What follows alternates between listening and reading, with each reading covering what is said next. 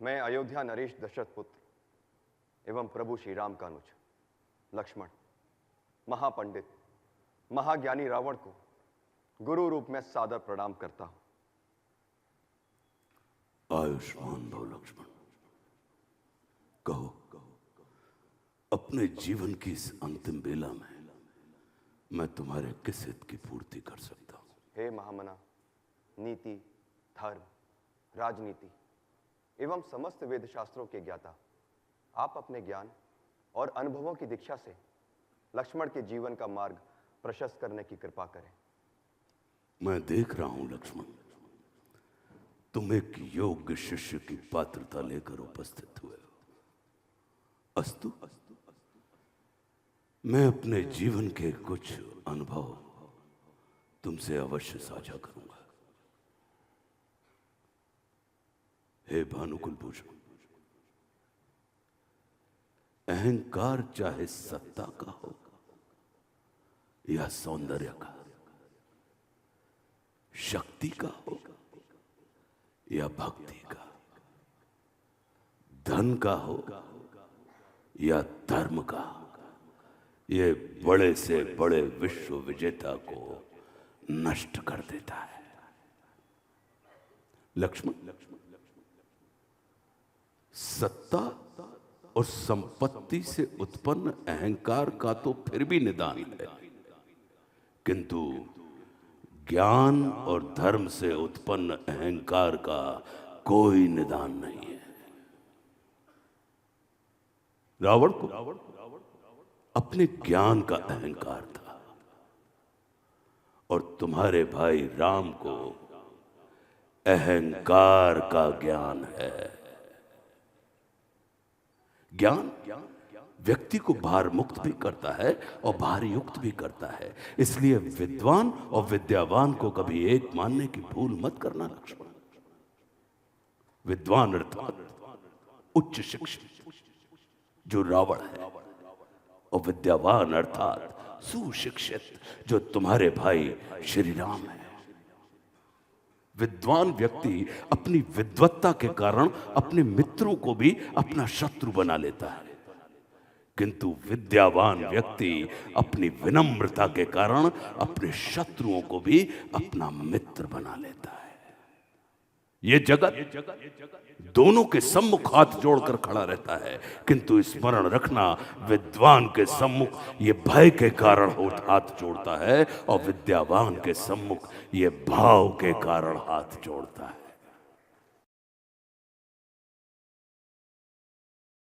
लक्ष्मण,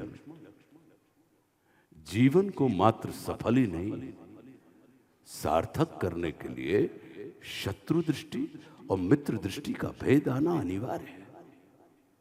मित्रता भले ही अपने समतुल्य या अपने से निम्न स्तर के व्यक्ति के साथ कर लेना, किंतु शत्रुता सदैव अपने से योग्य, अपने से श्रेष्ठ व्यक्ति के साथ ही ठानना। क्योंकि ये जगत हमारे व्यक्तित्व का आकलन हमारे मित्रों को देखकर नहीं, हमारे शत्रुओं को देखकर करता है। जितना बड़ा और गरिमापूर्ण हमारा शत्रु होता है, उतने ही बड़े और गरिमापूर्ण व्यक्ति की ख्याति को हम प्राप्त होते हैं। देखो ना, इस जगत में जो कुछ राम से जुड़कर प्राप्त नहीं किया, उसे रावण ने राम से लड़कर प्राप्त कर लिया।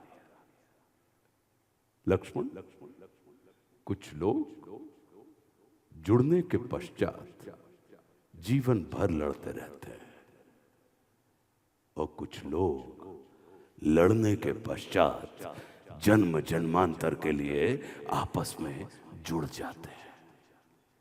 स्मरण रखना, वो हमारा शत्रु ही होता है जो अपनी उपस्थिति से हमारे अंदर सुप्त पड़ी हुई ऊर्जा को जागृत करने का कार्य करता है। हमारा शत्रु ही हमें अक्षम से सक्षम बनने की प्रेरणा देता है। वो हमारा शत्रु ही होता है जो हमें असुरक्षा में डालकर सुरक्षा की ओर जाने की प्रेरणा देता है। वो हमारा शत्रु ही होता है जो हमें अपने सीमित वृत्त से निकालकर अपने वृत्त को असीमित करने की प्रेरणा देता है। लक्ष्मण वो हमारा शत्रु ही होता है जो सदैव हमें सजग, सतर्क और चौकन्ना रहने के लिए विवश करता है। इसलिए शत्रु तिरस्कार का नहीं, नमस्कार का पात्र होता है। कभी हृदय से अपने शत्रु को नमस्कार करके देखना, वो तुम्हारा परिष्कार कर देगा। लक्ष्मण, शत्रु क्रोध का नहीं, शोध का और बोध का विषय होता है। हम अपने मित्रों से अधिक अपने शत्रुओं का स्मरण करते हैं, उनका चिंतन करते हैं, उनका मनन करते हैं। और जिसका हम चिंतन, मनन, स्मरण करते हैं, जीवन में हम बिल्कुल उसी के जैसे हो जाते हैं। इसलिए मित्रों के चुनाव से अधिक सजगता की आवश्यकता शत्रुओं के चुनाव में होती है। प्रयास करना भानुकुल भूषण, महत्वपूर्ण व्यक्ति बनने की अपेक्षा उपयोगी व्यक्ति बनना अधिक कल्याणकारी होता है, क्योंकि जो उपयोगी होता है वह जीवन पर्यंत महत्वपूर्ण बना रहता है। महादेव को प्रसन्न करने के दो मार्ग हैं।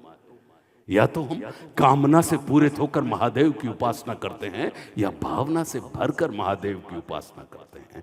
स्मरण रखना, जब हम कामना से पूरित होकर महादेव की उपासना करते हैं, तब महादेव हमें वह देते हैं जो हमें प्रिय होता है।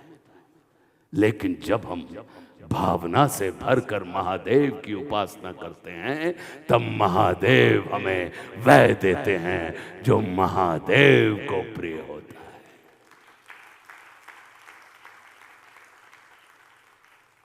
जिनकी उपासना में कामना होती है, उन्हें महादेव से चाहिए होता है, और जिनकी उपासना में भावना होती है, उन्हें महादेव चाहिए होते हैं। ऐरावत हाथी पर सवार देवराज इंद्र को नंदी पर सवार महादेव के सम्मुख मस्तक झुकाना पड़ता है। स्मरण रखना, प्रतिष्ठा और पूजा पद और आसन की नहीं, व्यक्ति में निहित गुणों की होती है। ये सारा नीति ज्ञान तुम्हारे भाई श्री राम स्वयं तुम्हें दे सकते थे, किंतु उन्होंने तुम्हें मेरे पास भेजा। जानते हो क्यों? लक्ष्मण, मेरी संस्कृति असुर की है, किंतु मैं प्रकृति से एक तपस्वी, साधक हूं, आचार्य हूं। और किसी भी व्यक्ति को अपने जीवन के अंतिम क्षणों में अपनी संस्कृति के अनुसार नहीं, अपनी प्रकृति के अनुकूल कर्म करने चाहिए, तब उसे मृत्यु नहीं मुक्ति प्राप्त होती है। और राम रावण को मारना नहीं, तारना चाहते हैं। तभी तो उन्होंने मेरे जीवन के अंतिम क्षणों में मेरी प्रकृति के अनुकूल उपदेशात्मक कर्म करवाकर मेरी मुक्ति के मार्ग को प्रशस्त कर दिया।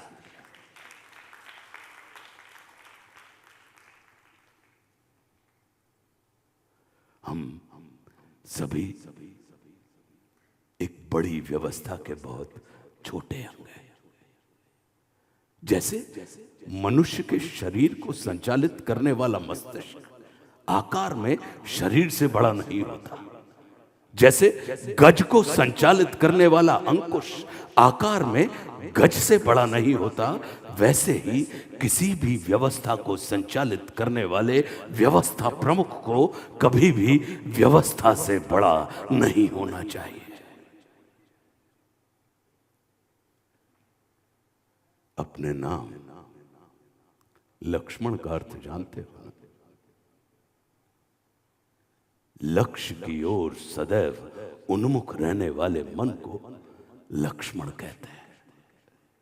तुम्हारा लक्ष्य तुम्हारे बड़े भाई श्री राम है।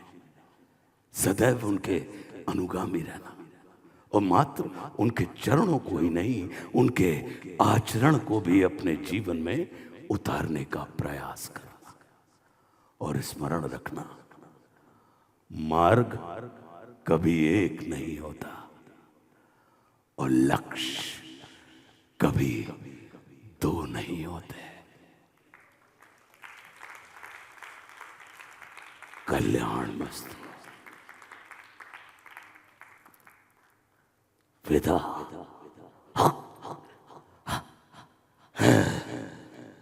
शेष दक्षिणा रावण की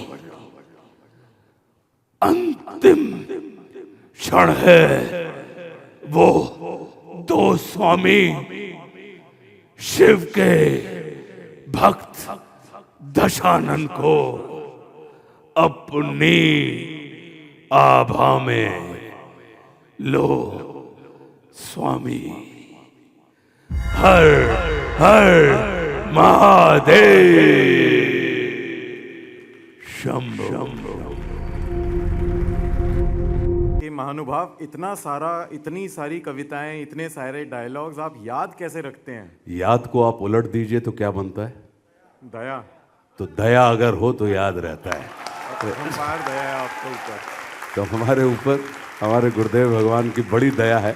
ने आज रावण को भी पूजनीय बना दिया। कि रावण से ज्यादा अद्भुत कोई व्यक्ति नहीं था, क्योंकि उनके मित्र भाव में या भगवान के भाव में महादेव थे और शत्रु भाव में नारायण थे। पुण्यात्माएं जो होती हैं वो भगवान का स्मरण करती हैं, लेकिन पापात्माएं जो होती हैं वो परमात्मा का स्फुरण करती हैं, उनको निराकार से साकार की बिरादरी में आने के लिए विवश करती हैं। एक व्यक्ति जिसने साधना की और सत्ता तक पहुंच गया, और राम की जो यात्रा है वो सिंहासन से समाज की यात्रा है। आपको पता है पूरे भारत में रावण का मंदिर कहाँ है? कि रावण का मंदिर जहां हो, वास्तु के हिसाब से वो तो नहीं, लेकिन रावण का मंदिर निश्चित रूप से कहीं ना कहीं छिपा हुआ हम सब की देह के अंदर मौजूद है। तो राम का जहां पर मंदिर होगा वहां पर आपको कहीं छिपा हुआ रावण मिल ही जाएगा कि यही गोकुल है अपना, यही वृषधाम है अपना, और यही अपना है वृंदावन जहां पर श्याम है अपना। उनके सम्मान में जितने शब्द कहूं कम पड़ जाएंगे, तो मैं मंच पर बुलाना चाहूंगा रावण की भूमिका में श्री आशुतोष राणा जी को। जटाओं से है जिनके जल प्रवाह, माते गंग का गले में जिनके सज रहा है हार, विश्व जंग का डमट डमट डमट डमरू कह रहा शिवय शिवम, तरल अनल गगन पवन धरा धरा शिवय शिवम, तरल अनल गगन पवन धरा धरा शिव शिवम।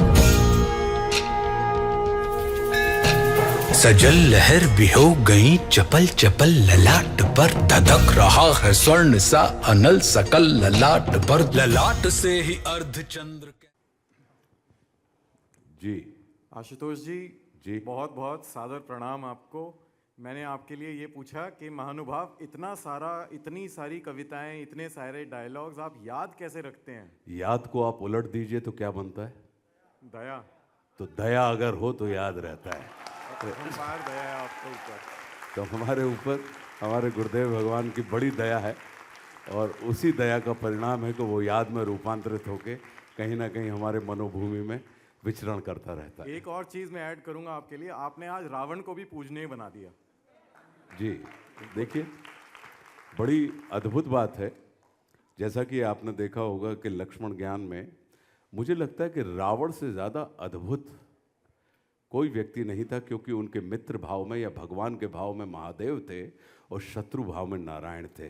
तो वो किसी भी गति को प्राप्त होते, या तो वो कैलाश जाते या वैकुंठ जाते। मतलब इतना अच्छा चुनाव किसी व्यक्ति ने, अगर हम देखें तो रावण का जो किरदार है वो मुझे इसीलिए अच्छा लगा कि अगर आप मित्र के रूप में भज रहे हैं तो आप मित्र की गति को प्राप्त होंगे, और यदि आप शत्रु के रूप में भज रहे हैं तो शत्रु की गति को प्राप्त होंगे। तो उस मायने में देखा जाए अगर, तो वो निश्चित रूप से कहीं ना कहीं बड़े विवेकवान व्यक्ति का एक ऐसा किरदार है। और देखिए, ये स्मरण रखिए कि वो पापात्माएं ही होती हैं, पुण्यात्माएं जो होती हैं वो भगवान का स्मरण करती हैं, लेकिन पापात्माएं जो होती हैं वो परमात्मा का स्फुरण करती हैं, उनको निराकार से साकार की बिरादरी में आने के लिए विवश करती हैं।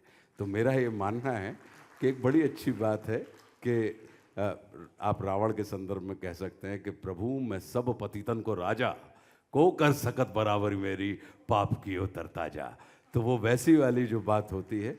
और मेरा ये मानना है अपना कि अपराध और पाप ये एक नहीं होते, ये दो होते हैं। अपराध जो होता है वो प्रत्यक्ष होता है, और पाप जो होता है वो प्रच्छन्न होता है, छिपा हुआ होता है।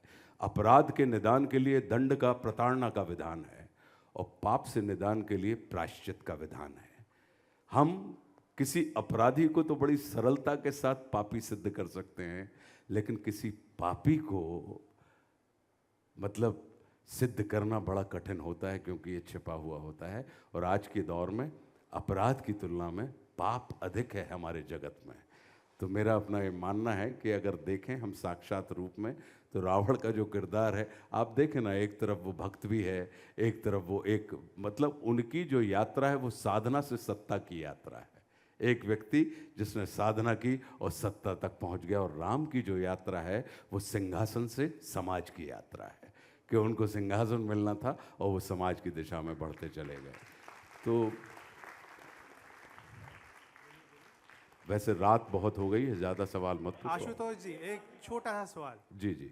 आपको पता है पूरे भारत में रावण का मंदिर कहाँ है? मैं तो ये मान के चलता हूँ कि देखिए, एक था सतयुग जिसमें देव अलग लोक में रहते थे और दानव अलग लोक में रहते थे। फिर आया त्रेता युग, जिसकी कथा हमने कही, देव और दानव दोनों एक ही लोक में रहने लगे।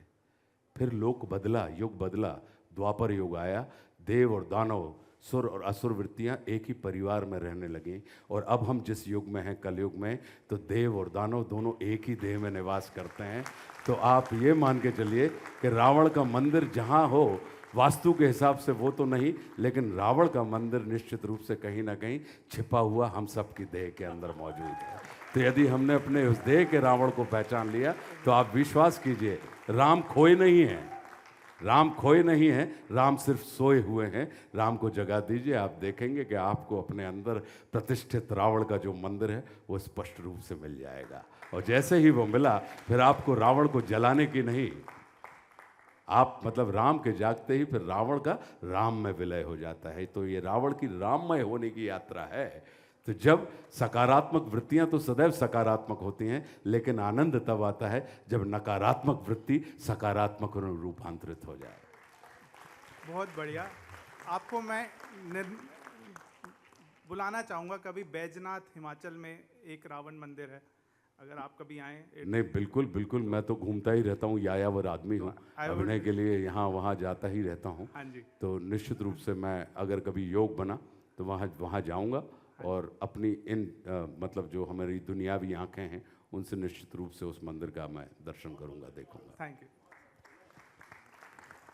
आशुतोष जी, आज आपने जैन मैथोलॉजी के हिसाब से ये साबित कर दिया यहाँ पे कि रावण मोक्षगामी आत्मा है। तो राम के आशीर्वाद से आज रावण भी ये सिद्ध हो गया, साबित हो गया कि ये मोक्षगामी आत्मा है। जी। रावण का मंदिर नोएडा के पास बिसरख गांव है, वहाँ पर है। वहाँ कहा अरे जाता हम है तो कि कह रहे हैं कि राम का अर्थ होता है रोम रोम में प्रकाशित होने वाली चेतना। तो रोम रोम में प्रकाशित जो हो रही है, तो राम का जहाँ पर मंदिर होगा वहाँ पर आपको कहीं छिपा हुआ रावण मिल ही जाएगा। इस नाते अगर देखें, यही कहते हैं ना कि राम मतलब ज्ञान, और लक्ष्मण मतलब वैराग्य, शत्रुघ्न मतलब साहस, और भरत मतलब प्रेम। और राजा दशरथ की 3 रानियां थीं, कौशल्या, कैकई और सुमित्रा। कौशल्या का क्या अर्थ होता है? कुशलता। कैकई का क्या अर्थ होता है? कर्मठता। और सुमित्रा का क्या अर्थ होता है? मित्रता। तो कुशलता के लिए क्या चाहिए? बोले युक्ति। कर्मठता के लिए क्या चाहिए? बोले शक्ति। और मित्रता के लिए क्या चाहिए? बोले भक्ति। तो जैसे महाराज दशरथ ने यानी 5 ज्ञान इंद्रियों और 5 हमारी जो 10 इंद्रियों से मिला हुआ ये जो हमारा शरीर है, अगर इसमें हम युक्ति, भक्ति और शक्ति के साथ तालमेल स्थापित कर लें तो हमारे जीवन में भी ज्ञान रूपी राम, लक्ष्मण रूपी वैराग्य, भरत रूपी प्रेम और शत्रुघ्न रूपी साहस का उदय हो जाएगा। और फिर हमारी देह जो है वो अयोध्या में रूपांतरित हो जाएगी, मतलब जहाँ पर युद्ध नहीं होता। युद्ध मतलब कॉन्फ्लिक्ट लेस, या अगर युद्ध हो तो उसे युद्ध में ना जीता जा सके। तो मेरा तो अपना यही मानना है कि यही हमारे परम पूज्य गुरुदेव दत्ता जी कहते थे कि यही गोकुल है अपना, यही वृषधाम है अपना, और यही अपना है वृंदावन जहां पर श्याम है अपना। बहुत बहुत धन्यवाद।